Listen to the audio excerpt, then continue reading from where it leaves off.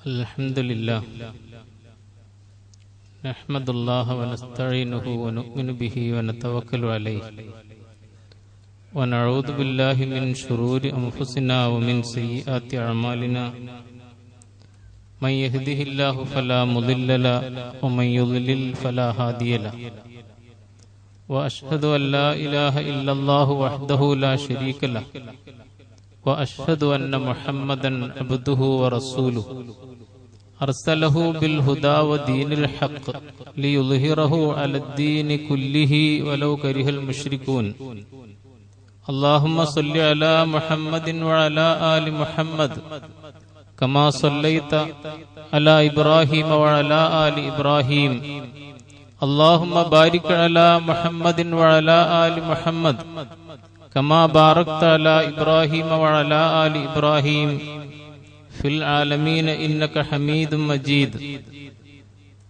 أما بعد فإن أصدق الحديث كتاب الله وخير الهدي هدي محمد صلى الله عليه وسلم وشر الأمور محدثاتها وكل محدثة بدعة وكل بدعة ضلالة أيها الناس اتقوا الله عباد الله أعوذ بالله السميع العليم من الشيطان الرجيم بسم الله الرحمن الرحيم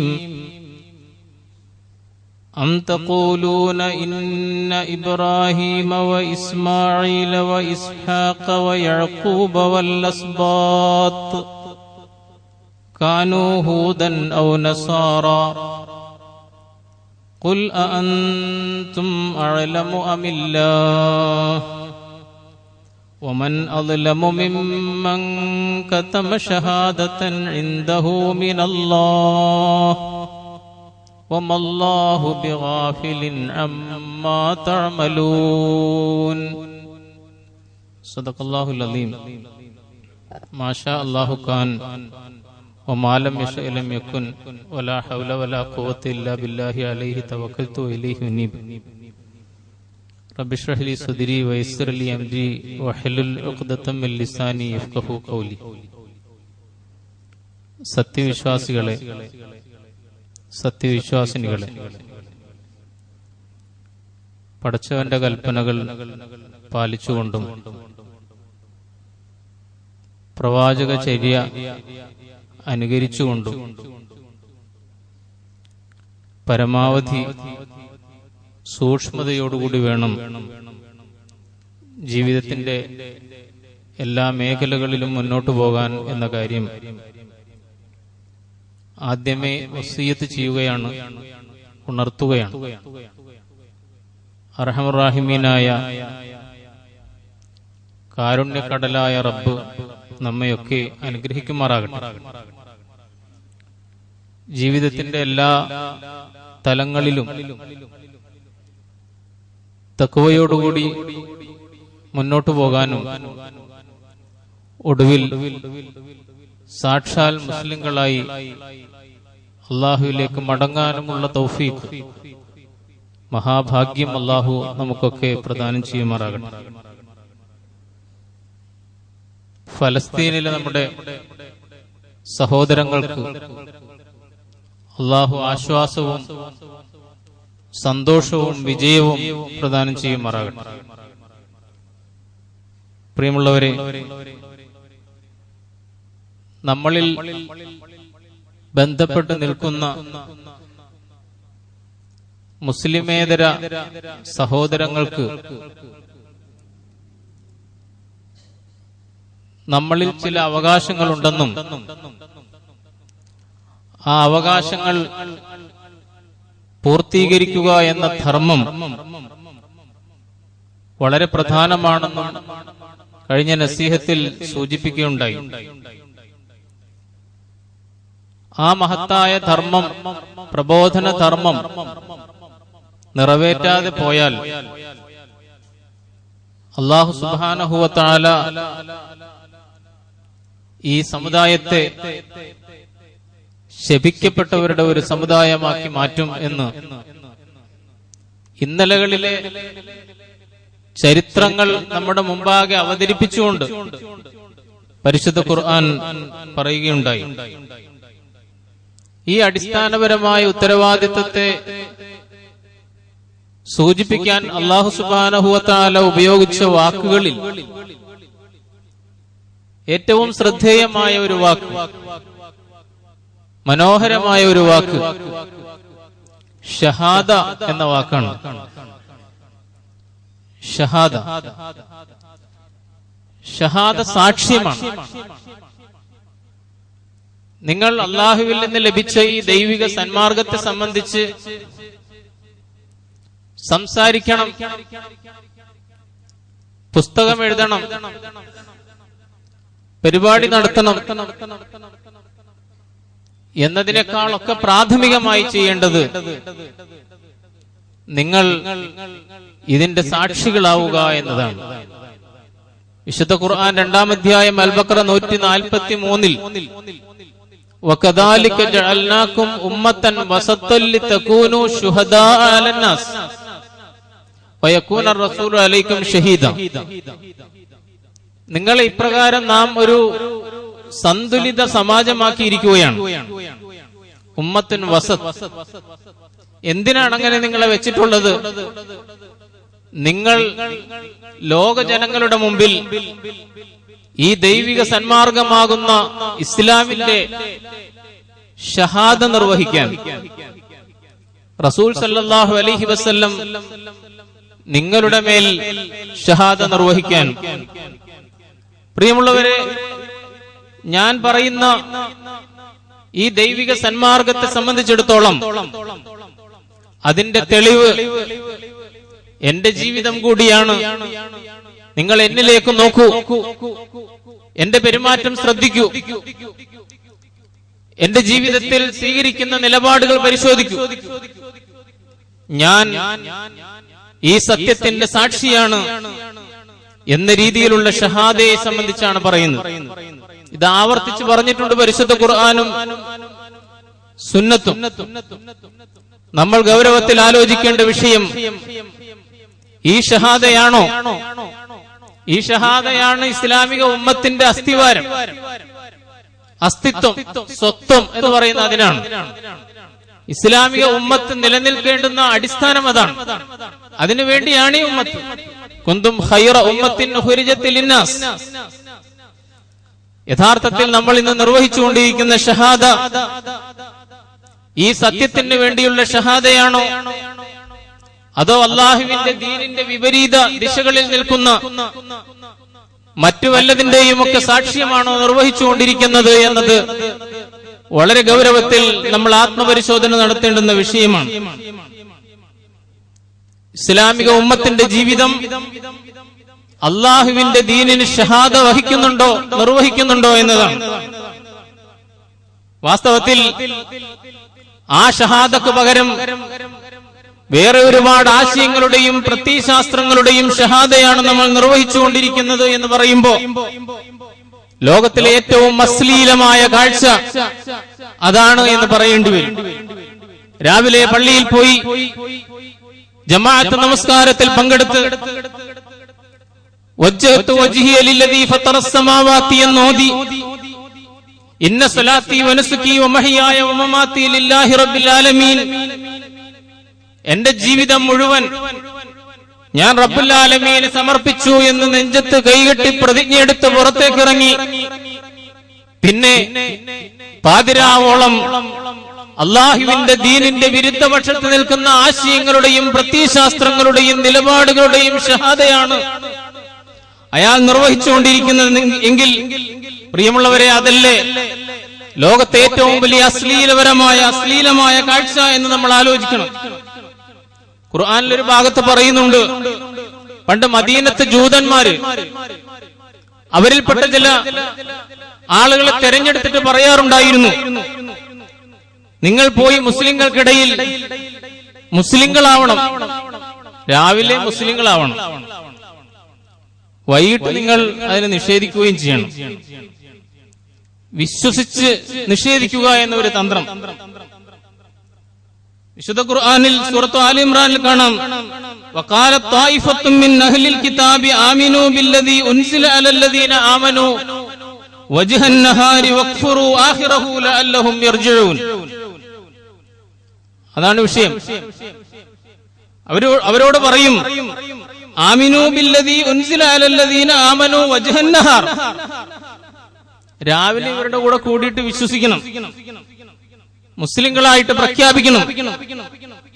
അങ്ങനെ കുറച്ചു നാൾ കൂടിക്കഴിഞ്ഞിട്ട് വഖ്ഫുറു ആഖിറഹു,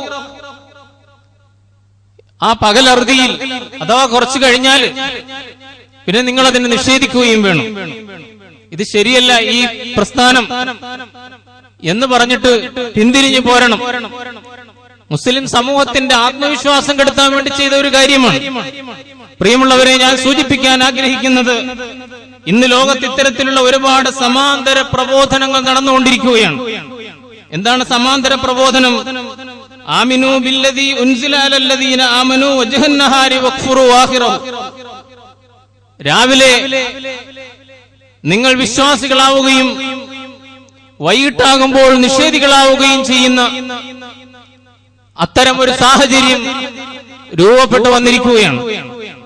അതുകൊണ്ട് രാവിലെ മുസ്ലിമിന്റെ മുഖമുണ്ടാകും, വൈകുന്നേരം കാഫിറിന്റെ പോലുള്ള മുഖമായിരിക്കും. ജീവിതത്തിൽ സ്വീകരിക്കുന്ന നിലപാടുകൾ അങ്ങനെയായിരിക്കും. ഒരുപാട് ഉദാഹരണങ്ങൾ ഇസ്ലാമിക സമുദായത്തിന്റെ ജീവിതത്തിലുണ്ട്.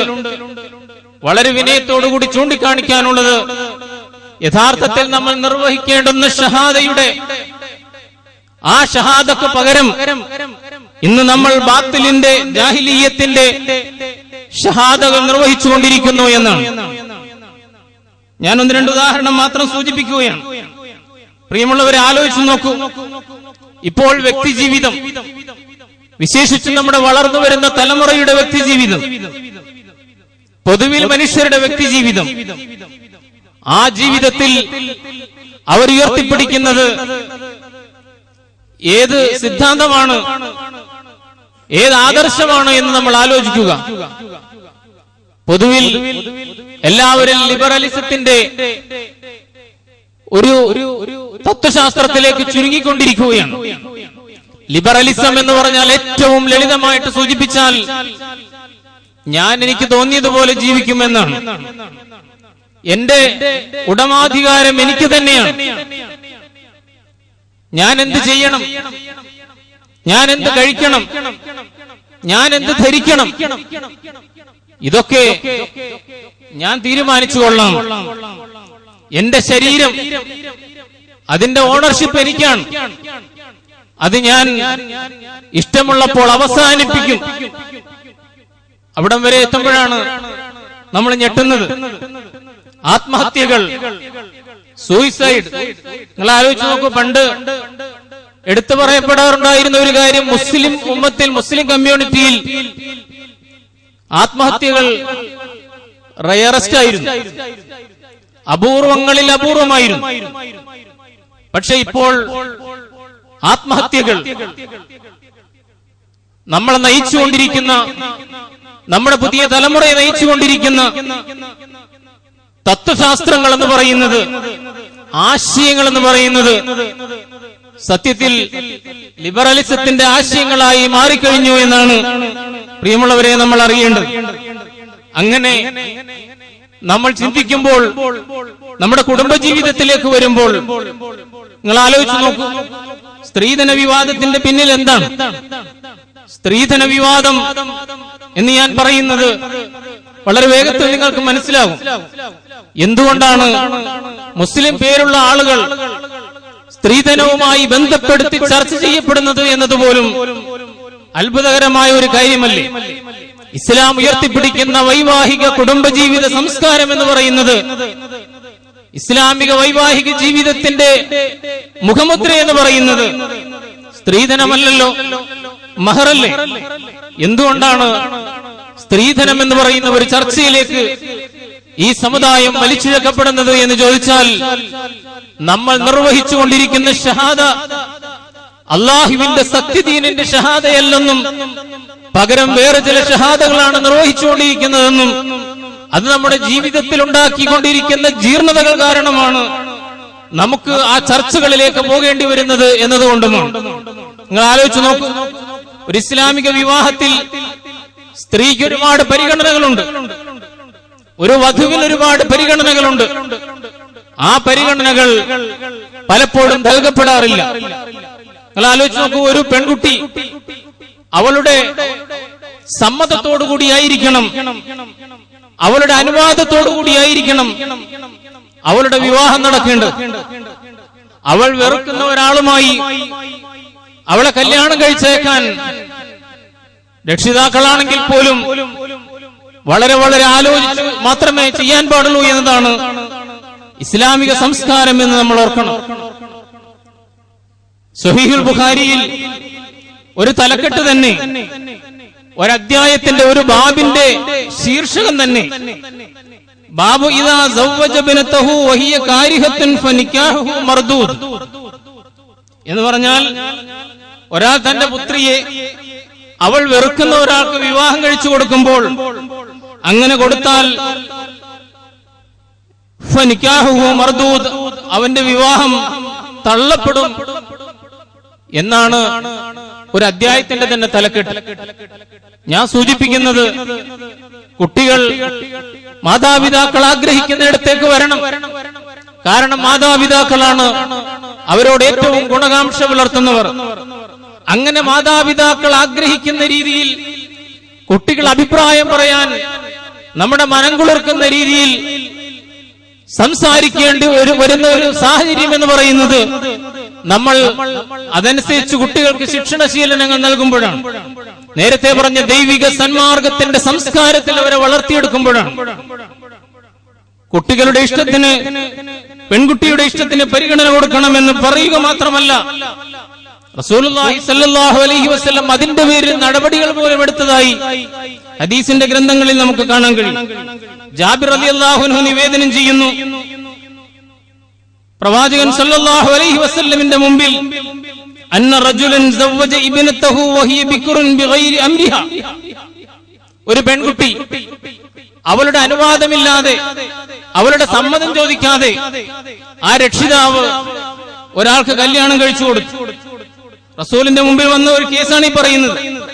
വഹിയ ബിക്ർ, അവൾ കന്യകയായിരുന്നു. ഫഅത്തത്തിൻ നബി സല്ലല്ലാഹു അലൈഹി വസല്ലം ഫഫറഖ ബൈനഹുമാ, പ്രവാചകൻ എന്ത് ചെയ്തു? ആ വിവാഹ ബന്ധം വേർപെടുത്തി. ഞാൻ സൂചിപ്പിക്കാൻ ആഗ്രഹിച്ചത്, ഇസ്ലാമിക വൈവാഹിക സംസ്കാരം എന്ന് പറയുന്നത് നമ്മൾ അടിസ്ഥാനപരമായി വളർത്തിയെടുക്കേണ്ട ഒന്നാണ്. അത് സ്ത്രീധനത്തിന്റെ ചുറ്റും കറങ്ങുന്നതല്ല, അത് മഹറിന്റെ അടിസ്ഥാനത്തിൽ രൂപപ്പെട്ടു വരുന്നതാണ്. മഹർ എന്ന് പറയുന്നത് സ്ത്രീകൾക്ക് കൊടുത്ത വലിയ പരിഗണനയാണ് എന്ന് നമ്മൾ ഓർക്കണം. എന്തുമാത്രമെന്ന് ചോദിച്ചാൽ, എനിക്ക് എത്ര മഹർ വേണം, വിവാഹ മൂല്യം വേണമെന്ന് നിശ്ചയിക്കാനും നിർണയിക്കാനും പറയാനും വാങ്ങാനുമുള്ള അധികാരം ദീനുൽ ഇസ്ലാം പെൺകുട്ടിക്ക് വകവെച്ചു കൊടുത്തിട്ടുണ്ട് എന്ന് നമ്മൾ ഓർക്കുക. ആ മഹറാണ് ഇസ്ലാമിക വിവാഹ ജീവിതത്തിന്റെ അടിസ്ഥാനം എന്ന് പറയുന്നത്. ആ ഒരു വാക്ക് ഖുർആനിൽ കാണുകയില്ലെങ്കിലും വആത്തുൻ നിസാഅ സ്വദഖാതിഹിന്ന നിഹ്ല, വആത്തുൻ നിസാഅ സ്വദഖാതിഹിന്ന നിഹ്ല, നിങ്ങൾ ആ പെൺകുട്ടികൾക്ക് എന്ത് കൊടുക്കണം? അവരുടെ സ്വദഖാത്ത് കൊടുക്കണം. വിവാഹവേളയിൽ സ്വദഖാത്ത് എന്ന ആ വാക്കിന്റെ തന്നെ അർത്ഥം സാധുവാക്കുന്നത് എന്നാണ്. എന്ന് പറഞ്ഞാൽ ഈ നിക്കാഹിനെ സാധുവാക്കുന്ന കാര്യം വിവാഹമൂല്യമാണ്. ആ വിവാഹമൂല്യം അവർക്ക് കൊടുക്കണം. നിഹ്ലതൻ, സമ്മാനമായി സന്തോഷമായി കൊടുക്കണം. ഫആതൂഹുന്ന ഉജൂറഹുന്ന ഫരീദ, വേറൊരു ഭാഗത്ത് പറഞ്ഞു അത് ഫരീദത്താണ്, നിർബന്ധമായ ബാധ്യതയാണ് എന്ന്. ഇങ്ങനെ വിവാഹമൂല്യത്തിന്റെ അടിസ്ഥാനത്തിൽ സ്ത്രീകൾക്ക് പരിഗണന കൊടുത്തുകൊണ്ട് ഇസ്ലാം ഒരു വിവാഹ ജീവിതത്തിന്റെ സംസ്കാരം നമ്മെ പഠിപ്പിച്ചിട്ട് സമുദായം എന്ത് ചെയ്തു? പുരോഹിതന്മാരെന്ത് ചെയ്തു? മഹല്ലുകൾ എന്ത് ചെയ്തു? ആ സംസ്കാരത്തെ നമ്മൾ തലകുത്തനെ നിർത്തി. അതാണ് സംഭവിച്ചത്. ആലോചിച്ചു നോക്കൂ, എത്ര സമർത്ഥമായിട്ടാണ്. മുമ്പൊരിക്കൽ ഒരു ചർച്ചയിൽ ഞാൻ സൂചിപ്പിച്ചിട്ടുണ്ട്, ബനൂ ഇസ്രായേലിന്റെ അടവാണ് യഥാർത്ഥത്തിൽ നമ്മൾ എടുത്തത്. ബനൂ ഇസ്രായേലിൽ ചെയ്തതുപോലെ ശനിയാഴ്ച മീൻ പിടിക്കരുതെന്ന് പറഞ്ഞു. പിടിക്കുന്നില്ല, ശനിയാഴ്ച പിടിക്കുന്നില്ല, പടച്ചോനെ പൊരുത്തപ്പെടിക്കാൻ വേണ്ടി. പക്ഷെ ഉള്ളിൽ ഇങ്ങനെ പൈശാചികമായ പ്രലോഭനങ്ങൾ നോക്കുമ്പോ ഒരു ദിവസവും കാണാത്ത രീതിയിൽ ചാകര വരികയാണ് ശനിയാഴ്ച ദിവസം. അത് റബ്ബിന്റെ പരീക്ഷണമായിരുന്നു. എന്തു ചെയ്തു അവർ? ചിറകെട്ടി നിർത്തി തന്ത്രപൂർവ്വം വേറൊരു ദിവസം പോയി പിടിച്ചു.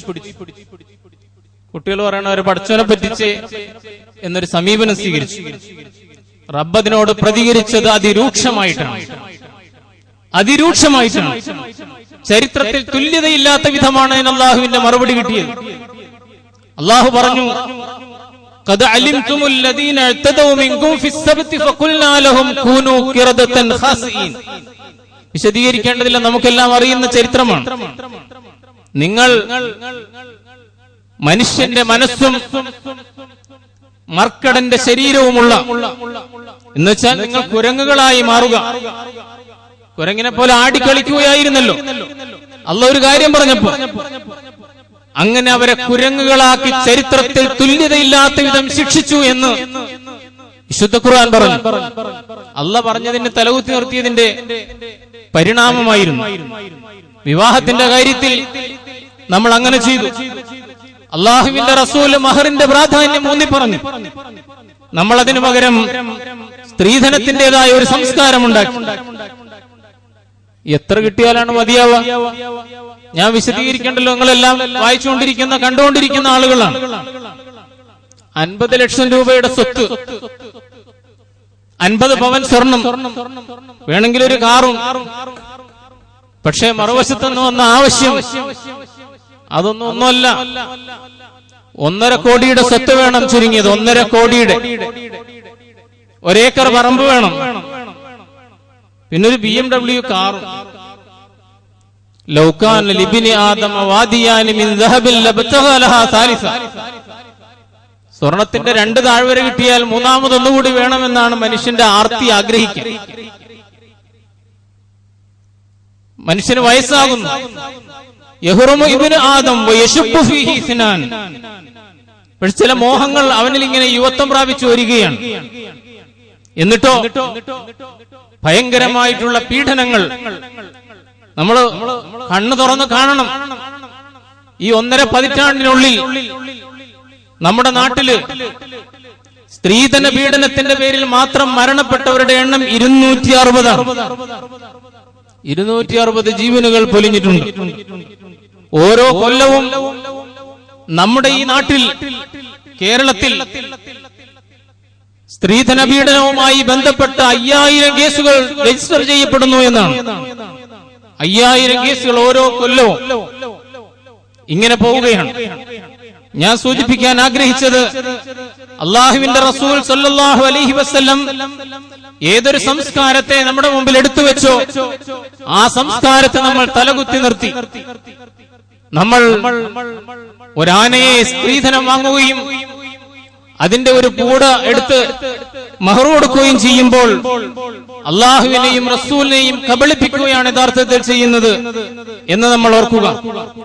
ഈ വിഷയം അടിസ്ഥാനപരമായ ഒരു വിഷയമാണ്.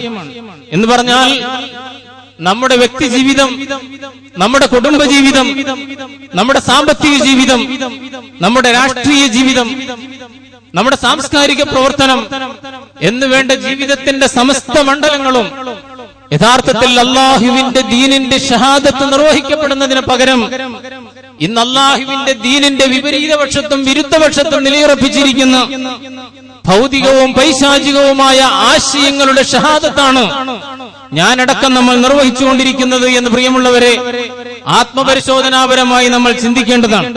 അതുകൊണ്ട് നമുക്ക് യഥാർത്ഥ ഷഹാദത്തിലേക്ക് മടങ്ങുക എന്നതാണ് പരിഹാരം. വകദാലിക ജഅൽനാകും ഉമ്മത്തൻ വസതൻ ലിതകൂനു ശുഹദാഅ അലന്നാസ്. ജനങ്ങളുടെ മുമ്പിൽ ദൈവിക ദീനിന്റെ സാക്ഷി.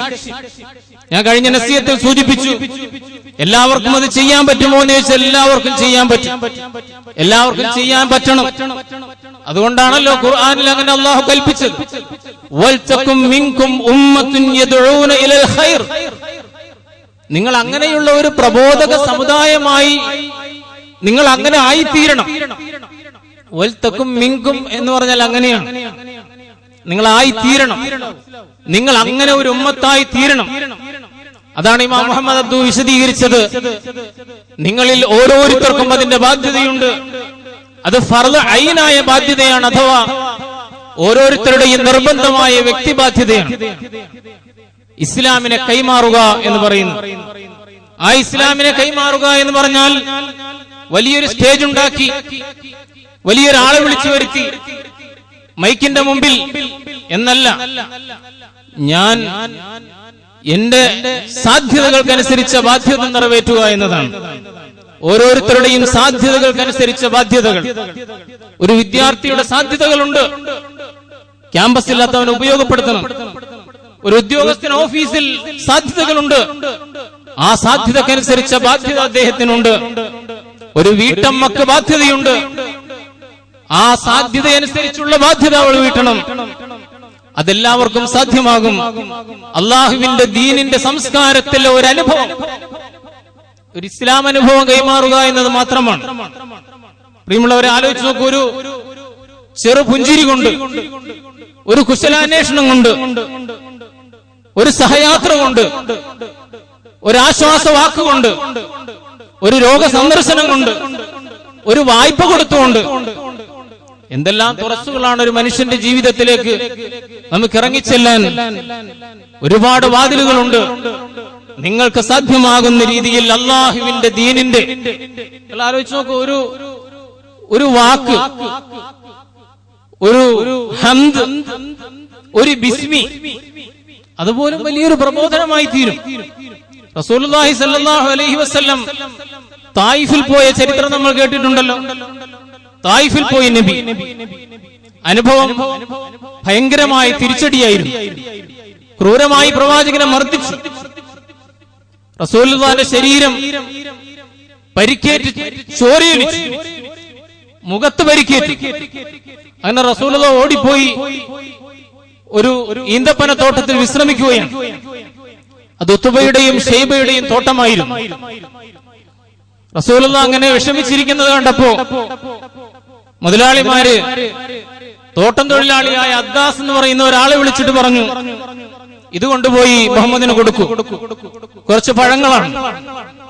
ആ പഴവുമായി ഈ തോട്ടം തൊഴിലാളി നബിയുടെ മുമ്പിൽ റസൂലുള്ളാഹി സ്വല്ലല്ലാഹു അലൈഹി വസല്ലം അതിൽ നിന്നൊന്ന് എടുത്തു.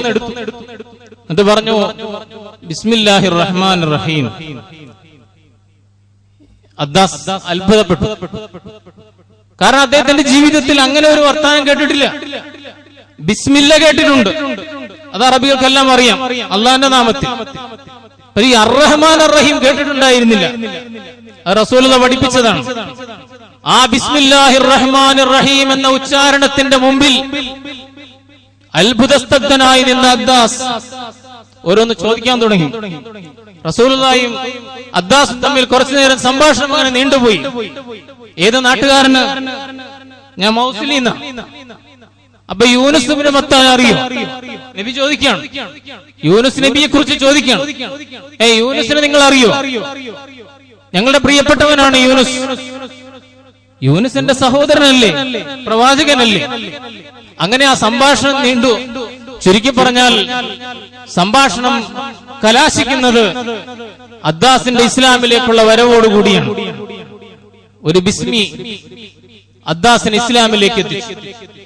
ഒരു ഹംദ് ഇദ്രീസ് തൗഫീഖിനെ ഇസ്ലാമിലേക്ക് എത്തിച്ചു. വലിയ വത്തിക്കാനിലെ പ്രമുഖനായ വൈദികനായിരുന്നു അദ്ദേഹം. ഒരു മുസ്ലിം കുട്ടിയുടെ നാവിൽ നിന്ന് അൽഹംദുലില്ലാ എന്ന് കേട്ടതാണ്. അൽഹംദുലില്ലാ. ചെരുപ്പൂത്തിയായിരുന്നു ആ കുട്ടി.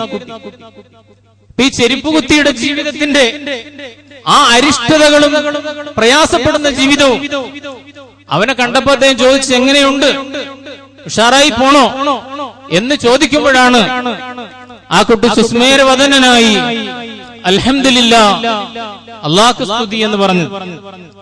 അങ്ങനെ അള്ളാഹനെ സ്തുതിക്കാൻ ഇവന്റെ ഒരു ഹൃദയം ഇങ്ങനെ ആക്കിയെടുത്തത് എന്ത് എന്ന അന്വേഷണത്തിൽ അദ്ദേഹം ഇദ്രീസ് തൗഫീഖായി വലിയ ഇസ്ലാമിക പ്രബോധകനായി മാറുകയാണ്. ഒരു പോലീസ് ഉദ്യോഗസ്ഥന്റെ കഥയുണ്ട്. കഥയല്ല, അനുഭവമാണ്.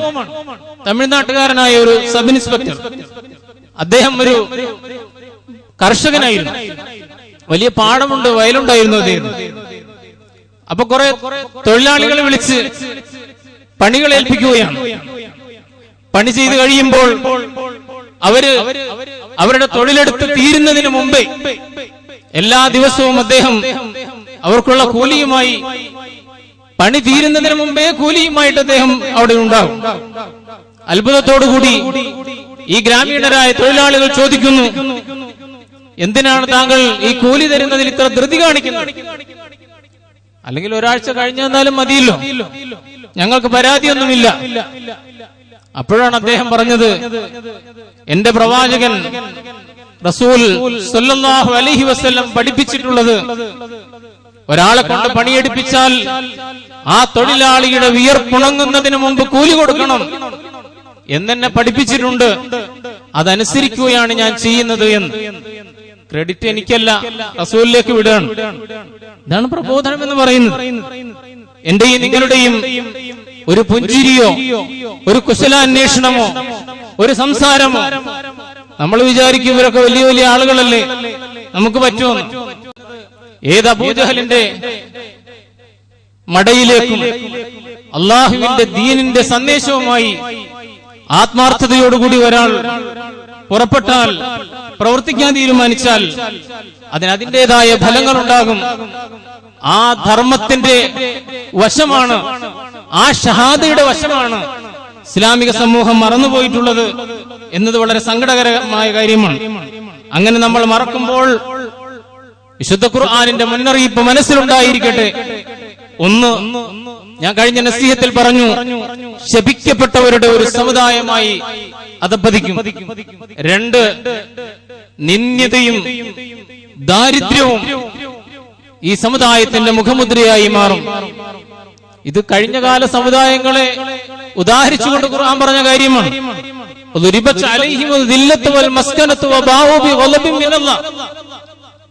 അങ്ങനെ സംഭവിക്കും.